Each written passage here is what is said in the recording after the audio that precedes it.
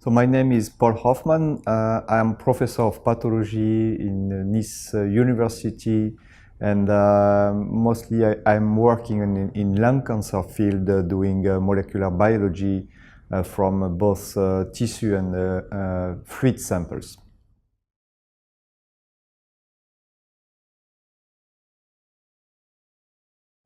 So we started a research program in my lab 6 months ago. So it's we compare the two panels from melanoma and lung cancer samples, a little bit less than 100 samples.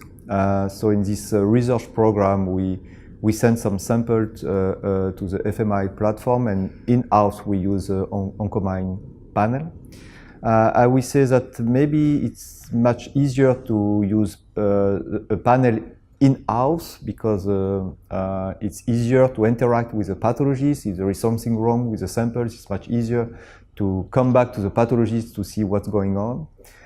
Also, it's probably better because the turnaround time to get the results is much shorter when you use in-house panel. The traceability also of the samples is much better. So we compare different parameters: turnaround time, the amount of DNA, and also the traceability and the interaction with the pathologist too.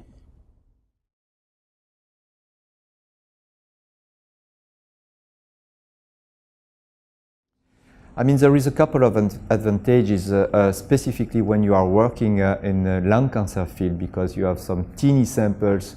When you use a bronchial biopsy, usually it's a small sample, so you will get a few amount of DNA. And when you use a single NGS panel, I mean, you need to use a few amount of DNA. So to use one panel is much better because probably the amount of DNA will be lower.